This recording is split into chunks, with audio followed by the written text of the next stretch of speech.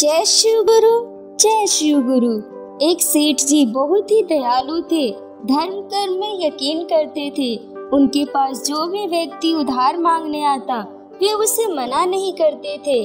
सेठ जी मुनीम को बुलाते और जो उधार मांगने वाला व्यक्ति होता उससे पूछते कि भाई तुम उधार कब लौटाओगे, इस जन्म में या फिर अगले जन्म में। जो लोग ईमानदार होते वे कहते सेठ जी हम तो इसी जन्म में आपका कर्ज चुकता कर देंगे। और कुछ लोग जो ज्यादा चालाक व बेईमान होते वे कहते सेठ जी हम तो आपका कर्ज अगले जन्म में उतारेंगे।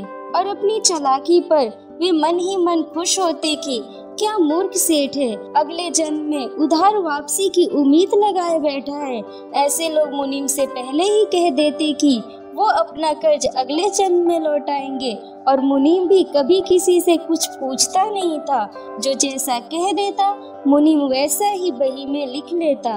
एक दिन एक चोर भी सेठ जी के पास उधार मांगने पहुंचा। उसे मालूम था कि सेठ अगले जन्म तक के लिए रकम उधार दे देता है। हालांकि उसका मकसद उधार लेने से अधिक सेठ की तिजोरी को देखना था। चोर ने सेठ से कुछ रुपए उधार मांगे। सेठ ने मुनीम को बुलाकर उधार देने को कहा। मुनीम ने चोर से पूछा भाई इस जन्म में लौटाओगे या अगले जन्म में। चोर ने कहा मुनीम जी मैं यह रकम अगले जन्म में लौटाऊंगा। मुनीम ने तिजोरी खोलकर पैसे उसे दे दिए। चोर ने भी तिजोरी देख ली और तय कर लिया कि इस मूर्ख सेठ की तिजोरी आज रात में उड़ा दूंगा। वो रात में ही सेठ के घर पहुंच गया और वहीं भैंसों के तबेले में छिपकर सेठ के सोने का इंतजार करने लगा। अचानक चोर ने सुना कि भैंसें आपस में बातें कर रही है और वह चोर भैंसों की भाषा ठीक से समझ पा रहा है। एक भैंस ने दूसरी से पूछा तुम तो आज ही आई हो ना बहन। उस भैंस ने जवाब दिया हाँ आज ही सेठ के तबेले में आई हूँ। सेठ जी का पिछले जन्म का कर्ज उतारना है। और तुम कब से यहाँ हो? उस भैंस ने पलटकर पूछा तो पहले वाली भैंस ने बताया मुझे तो 3 साल हो गए हैं बहन। मैंने सेठ जी से कर्ज लिया था यह कहकर कि अगले जन्म में लौटाऊंगी। सेठ से उधार लेने के बाद जब मेरी मृत्यु हो गई तो मैं भैंस बन गई और सेठ के तबेले में चली आई। अब दूध देकर उसका कर्ज उतार रही हूँ। जब तक कर्ज की रकम पूरी नहीं हो जाती तब तक यहीं रहना होगा। चोर ने जब उन भैंसों की बातें सुनी तो होश उड़ गए और वहाँ बंदी भैंसों की ओर देखने लगा।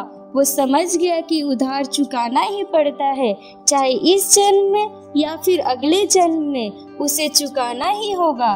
वो उल्टे पांव सेठ के घर की ओर भागा और जो कर्ज उसने लिया था उसे फटाफट मुनीम को लौटाकर रजिस्टर से अपना नाम कटवा लिया। हम सब इस दुनिया में इसीलिए आते हैं क्योंकि हमें किसी से लेना होता है तो किसी का देना होता है।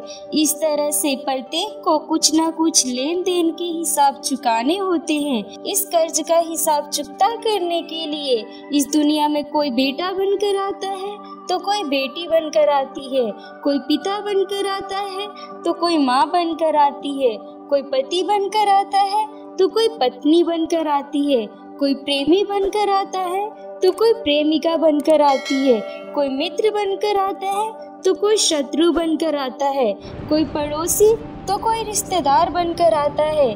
चाहे दुख हो या सुख हिसाब तो सबको देने ही होते हैं। जय शिव गुरु, जय शिव गुरु। लाइक करें, शेयर करें और सब्सक्राइब करें और घंटा बजाएं।